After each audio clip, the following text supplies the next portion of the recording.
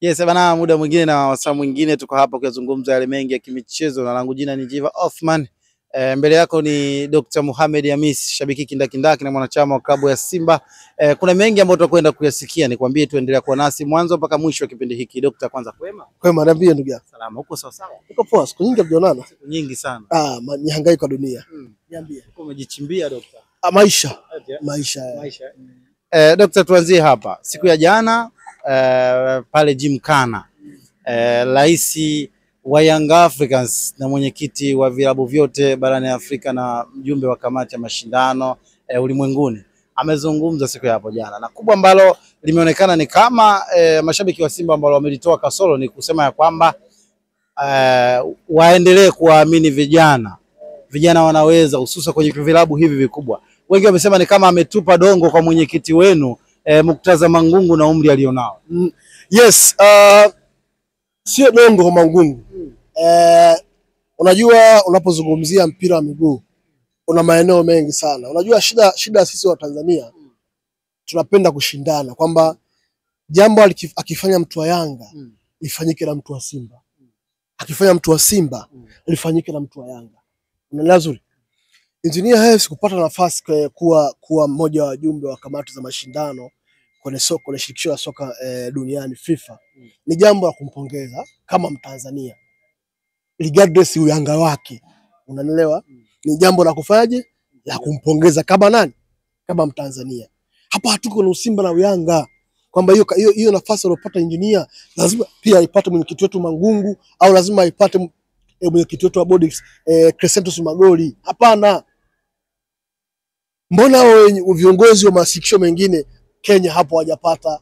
Mbona wa Azam hawajapata property na wasemwi?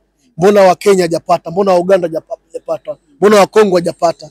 Ni kwamba anapotokea amepata mmoja wenu ni wakati wake na nafasi yake kwa wakati huo. Umeelewa? Na sio lazima mlazimishe kwamba kwa sababu kapata mtu wa Yanga na wa Simba apate cheo hicho au nafasi ya juu zaidi. Hawezi kuwa dunia ya namna hiyo. Yeye kapata nafasi hiyo mara baada ya kuwa mwenyekiti wa ASA, manake African Clubs Association, ASA, kama mwenyekiti. Baadaye akapata ujumbe kuchaguliwa kuwa mjumbe wa kamati tendaji za mashindano ya wanaume duniani. Ni jambo la kumpongeza kama Mtanzania. Haihusishani na Usimba na Uyanga ambao uliopo katika taifa hili. Wengi walisema sasa kulingana na ile kauli ya kusema kwamba waendelee kuamini vijana, na wakati hata yeye anaingia wengi hawakumwamini, na alisema ya kwamba vilabu hivi viamini vijana wanaweza na wanaweza zaidi kama ambavyo ameweza yeye na kufika mpaka hapo alipo na mafanikio kwenye klabu ambayo anaiongoza. Pengine watu wakatafsiri ya kusema dongo hili labda alikuwa analipeleka kwa mwenyekiti na umri alionao.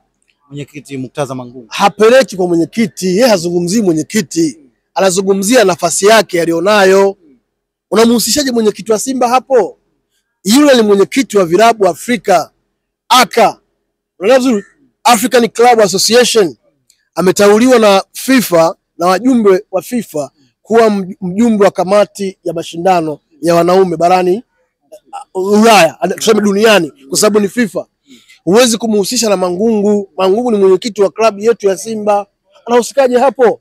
Kwa hiyo hata nafasi hiyo ingepatikana kwa Mangungu, huwezi kumhusisha Hersi. Anahusikaje hapo?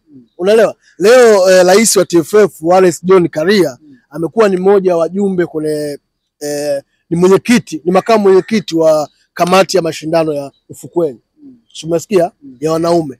Unamhusishaje na Uganda? Unamhusishaje na Kenya? Yupo kwa ajili ya Tanzania na amepata kwa ajili ya Tanzania. Kwa hiyo huwezi kumlinganisha na rais wa shirikisho la soka Kenya au Uganda au Rwanda. Unaelewa? Kwa sababu hii position amepata yeye kama yeye. Kwa hata wa Kenya angeipata yeye kama yeye.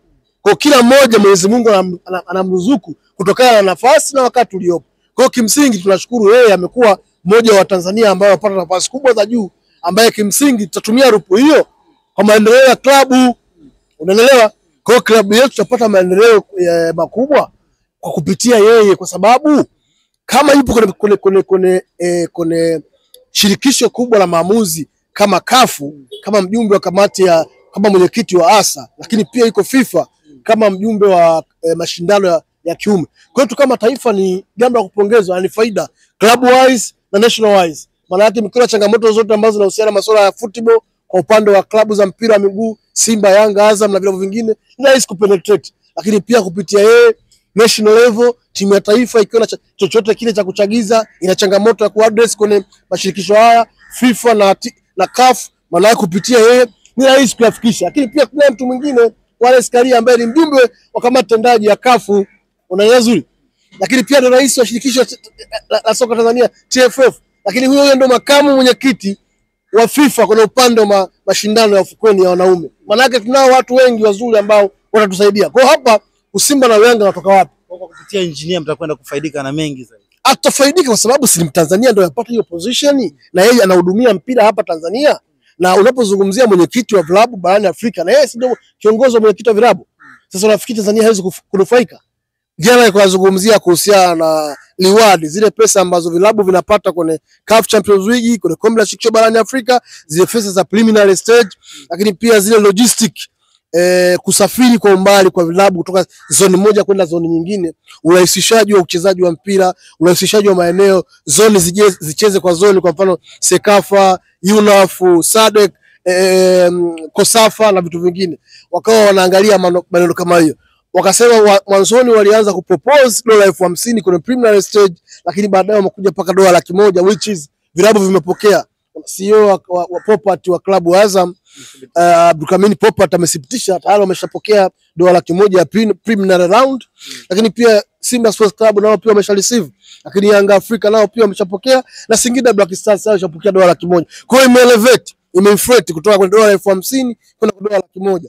Ni jambo la kupongeza kama haya yamepiganiwa na hawa viongozi ambao wana sura ya Tanzania, wana rangi ya Tanzania. Sisi kama taifa tunajivunia nao, hatuwezi kuhusisha na masuala ya Simba na Yanga. Kama hilo limeonekana, the big yes, well good, tunampongeza. Lakini la pili, kuitoa timu Tanzania na ipeleka kaskazini kwenye ukanda wa UNAF, timu ambayo inasafiri zaidi ya siku 2 kama vile na kwenda Ulaya kucheza kwenye preliminary round, maana yake ni kuiongezea gharama kubwa. This time around wamekuja na mpango mkakati wa timu za round stage, preliminary round zitakuwa zinacheza timu za kanda zinazofanana.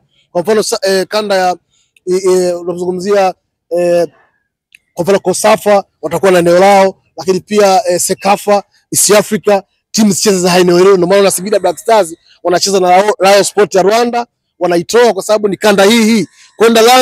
Kwenda Rwanda kutoka Tanzania it could be easy kutoka kwenda huko kuliko Azam ilivyocheza na ile timu kutoka Libya, kama unakumbuka, ikapigwa home and away. Maana yake unatoka Tanzania unakwenda kaskazini mwa Tanzania ambao unasafiri zaidi ya siku 3 mpaka unafika Israeli, unakwenda Ulaya. Kwa hiyo this time around tuna Singida inakwenda Rwanda inacheza mchezo, inarudi Tanzania na qualify. Ikitoka hapo inakwenda Sudan inacheza mchezo, inarudi hapa next stage au kule round inayofuata timu inakwenda Burundi kucheza Burundi. Maana yake ni zone hii ya Sekafa zone. Maana yake wamerahisishia CAF, wamerahisishia vilabu kusafiri, kutumia hela nyingi, umbali, uchovu, kwa sababu waliiona hiyo miaka ya nyuma kwamba hii nao pia imepelekea changamoto ya vilabu vingi kukosa fedha za kujikimu na kujiendesha. Kwa mfano Biashara United mnakumbuka ilishindwa kusafiri kwenda kwenye mechi ya mkondo unaofuata mara baada ya qualify kuitoa raundi ya kwanza, kama unakumbuka. Baadaye kama imefutiwa kushiriki mashindano. Ni kwa sababu ya ukosefu wa fedha. Kwa kama hili pia viongozi hao wa Kiafrika, maana yake Wallace Karia, Engineer Hersi, Dr. Patrick Motsepe na wengine wanapigia kelele. Ni jambo la kupongeza kwamba ni maendeleo, kwa sababu tu round stage ya preliminary round ya kwanza timu inasafiri zaidi ya kilomita 4,000 au 5,000. Maana yake ni kupoteza hela, kupoteza nguvu, energy, lakini pia hata muda. Unaelewa? Kwa hivyo vilabu hivi vinatumia hela nyingi sana kujiendesha. Kwa hiyo kama hiyo wameliona ni jambo la kupongeza, na ninapoingia kwenye group stage maana yake ya CAF Champions League au kwenye kombe la shirikisho, ndio hapo sasa hauchagui zone, maana yake yote ukutana naye ni size yako, kwa sababu tayari unakuwa kuna hela ambazo umezikusanya za CAF, $100,000, $150, $200,000. Ukiingia group stage kwa $800 mpaka $500, ungeenda mpaka $1.5 umeshazikusanya, ambazo zinaweza zikusaidia wewe kuendesha timu yako, kusafiri, kuweka kambi, kula, kulala, posho na vitu kama hivyo. Engineer Hersi ni kiongozi wa Young Africans. Mpaka hapo alipofikia tumesikia jana mengi yamezungumzwa, safari ya mafanikio mpaka hapo alipoweza kufikia. Itoshe kusema ya kwamba baadhi ya viongozi wanapaswa kuiga mpaka hapa ambapo amefikia Engineer Hersi Said, ama wanala kujifunza kutoka kwa Engineer Hersi Said. Shida yenyewe ndio sababu ndio hilo. Yaani kwa sababu jambo liko kwa upande wa Yanga, mnataka Yanga ionekane the best kuliko watu wengine wote. Hapana. Yaani mnataka mimi niseme kwamba viongozi wengine wanapaswa kujifunza kwa Yanga. Sio kweli. Labda niwaambie. Hersi nani? Hersi ni Mtanzania. Na hiyo position ameipata baada ya kuwa kiongozi wa klabu ya mpira. Asije kuwa kiongozi wa mpira asingepata hiyo position. Unaelewa? Mpaka hapa tumefika, Simba na Yanga ndio umeleta mpira huu wa Tanzania uliko hapa. Unapozungumzia Simba na Yanga ndio image ya soka Tanzania. Sio Tanzania tu, ukanda huu wa Sekafa kuanzia Guba ya Wajemi mpaka chini kusini mwa jangwa la Sahara. Simba na Yanga ndio image ya mpira wa kanda hii. Unaelewa? Kwa hiyo huyu Hersi amekuwa mtambuzi na Yanga. Yanga ndio amemtambulisha Hersi kwenye soka la mpira. Umeelewa? Kwa sababu Yanga ni kubwa kuliko nani? Kuliko Hersi. Yanga ina miaka 90, Hersi ana miaka mingapi? 39. Unaelewa vizuri? Maana yake Yanga ilianza kabla nani? Ya Hersi. Kwa hiyo Yanga ndio imemtembeza nani? Ukubwa Yanga ndio imebeba nani? Sio Hersi kuibeba nani? Umeelewa vizuri? Kwa hiyo hata mafanikio aliyopata, anayepaswa kupongezwa ni Yanga na vilabu vingine ambavyo vimefanya Yanga kuwa imara. Moja wapo ni klabu ya Simba. Hakunaga Yanga imara bila Simba imara. Umeelewa? Kwa hiyo hata mafanikio aliyopata haya, tunampongeza kama kijana mwenzetu, tunampongeza kama Mtanzania kuwa mmoja wa wajumbe wa kamati za mashindano ya kiume kwenye FIFA level kwa mara ya kwanza katika soka Tanzania. Yeye ndo ameweka rekodi. Tunampongeza, hatuwezi kuacha kumpongeza. Tunampongeza sababu pia yeye naye anatuhusu. Pia naye ni mwenyekiti wetu wa vilabu. Umeelewa? Kwa miaka hii baada ya miaka miwili hiyo kofia itaondoka tena kwa mtu mwingine. Inawezekana hata mwenyekiti wetu Mangungu kwa sababu ni mwenyekiti wa Simba ikamfikia kofia. Unaelewa? Kwa sababu hiyo kofia ni ya kupokezana. Ni kama unavyosikia bodi ya ligi. Bodi ya ligi maana yake ni bodi ya wenye ligi yao. Ndio maana humo kuna viongozi wa Simba, kuna viongozi wa Yanga, wa Namungo, wa Azam, wote wapo kwenye bodi ya. Wanapomchagua mwenyekiti wa bodi ya ligi, wanamchagua mwenyekiti anatokana na klabu. Ndio maana bodi ya ligi iliyopita mwenyekiti alikuwa Steven Mguto, anatoka wapi? Coastal Union. Kwa hiyo ingewezekana hiyo rotation ingeenda, ingemfikia pia mwenyekiti wa Simba naye pia kama bodi ya nani? Bodi ya ligi. Umeelewa vizuri? That's football. Kwa sisi tunamshukuru na tunampongeza Hersi kwa hii nafasi aliyopata ambayo itakuwa na manufaa makubwa ya soka ya Tanzania na soka la ukanda huu wa Sekafa, kulielevate, kuipandisha na kuibrand soka letu na mambo mengine kama hayo. Kuna changamoto mbalimbali ambazo klabu zetu zinapitia changamoto nyingi kama hizi changamoto ambazo wanapitia Singida Fountain Gate hawa. Changamoto kama hizi unapata viongozi ambao wana sauti kubwa kama hawa, inakuwa ni sehemu ya wao kutatuliwa haraka. Kwa hiyo sisi tunampongeza na sisi wana Simba tutashirikiana naye. Tutampa ushirikiano.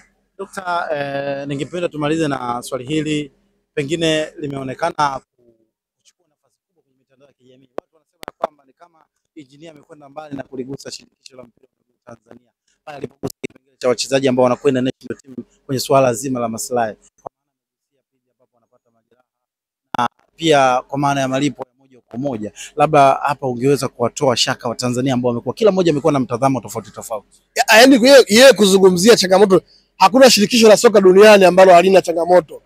Hata Ulaya mashirikisho ya changamoto. Swala zima la payment, swala zima la maslahi, wale Skaria analijua na ni miongoni mwa marais na ni viongozi bora sana ambao wamesha kudumu katika soka letu Tanzania. Mimi sina shaka hilo watalifanyia kazi na watalisolve, na huko tutakokwenda hasa AFCON ya mwaka 2025 mwezi wa 12 ambako Taifa Stars inakwenda Morocco, nadhani wataboresha zaidi ya hapo. Kampeni ya mauzo ya kuzuia mauzo ya jezi feki ambayo ilikuwa inafanywa na Ahmed Ally pamoja na kabineti yake, mpaka sasa imefanikiwa kwa kiasi gani? Elimu imetolewa kwa ukubwa na imefanikiwa kiasi kikubwa, na nadhani leo wako Dar es Salaam, mara jana na kutoka Morogoro wamerudi Dar es Salaam hapa, wamepita kwenye mikoa kama 10 ya Tanzania bara kwa fezi ya kwanza. Ni kampeni ambayo wana Simba tumepokea. Na ni jukumu sio la Ahmed Ally peke yake wala la klabu peke yake, au sio jukumu la Rogasila Joseph kupitia kampuni yake Jerut. Hili ni jukumu la kila mwana Simba kuwa wakala mzuri na kuwa balozi mzuri wa kuhimiza kununua jezi original za klabu ya Simba na ukataza jezi feki ambazo haziwezi kuisaidia klabu yetu ya Simba. Mwana Simba kindakindaki ni yule ambaye ananunua jezi original kwa maendeleo ya timu yake.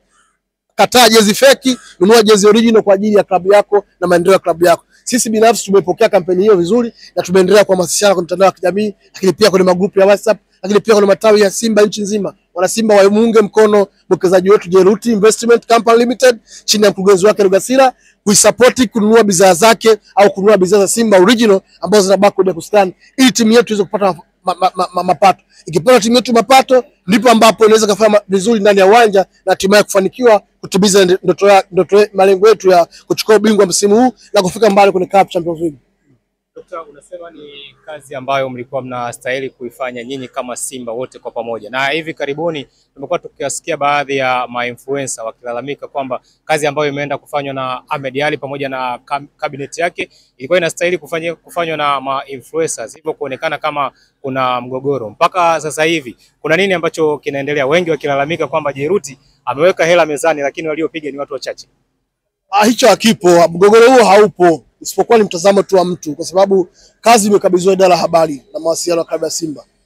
Kama imekabidhiwa idara ya habari na mawasiliano ya klabu ya Simba, sisi wote wanachama na mashabiki na influencers wote tunapaswa tuwaunge idara ya habari na mawasiliano ya klabu ya Simba, tuwaunge mkono, tuwasupport, kwa sababu ni kazi kwa ajili ya Simba, sio kwa ajili ya mtu binafsi. Kwa hiyo kama viongozi wameona itakayofanya na idara ya habari na mawasiliano ya klabu ya Simba chini ya Ahmed Ally na Tuburak, ni jambo jema na jambo la kupongezwa, na tunapaswa sisi wote tuwaunge mkono, na hakuna mgogoro wala hakuna manunguniko yoyote hapo. Kuna lipi la kumaliza kwa mashabiki wa soka nchini, kwa maana kwamba wale ambao wanatufuatilia hivi sasa na juu ya mijadala mbalimbali ambazo zinaibuka na umekwisha zitolea ufafanuzi, neno lako la mwisho? Mashabiki wa klabu ya Simba waendelee kuunga mkono timu yao, hasa waombe dua kipindi hiki ambapo tunajiandaa kuelekea kwenye mchezo wa mzunguko wa pili wa CAF Champions League dhidi ya Zingzing Hotspurs ya Paris Eswatini. Timu itaondoka kesho kutwa hapa. Itaondoka kesho kutwa, leo tarehe 15. Itaondoka timu kesho. Kesho inaondoka kuelekea Eswatini kwa ajili ya kujiandaa mchezo wa CAF Champions League kwenye round ya pili dhidi ya Zingzing Hotspurs. Mchezo ambao utachezwa majira ya saa 10 kwa majira hapa Tanzania, lakini saa 9 itakuwa kule Eswatini kwa King Swat. Wana Simba wote ni la yangu kuiunga mkono timu yetu, kuomba dua za kutosha, waitakie kila laheri, na tujalie Mwenyezi Mungu tarehe 26 kwenye mechi marudiano Benjamin Mkapa tukajae na tuione timu yetu ikifanikiwa kwenda kwenye hatua ya group stage ya CAF Champions League, ambako ndio CAF Champions League inaanziaga hapo. Shukrani sana Dokta. Kila laheri.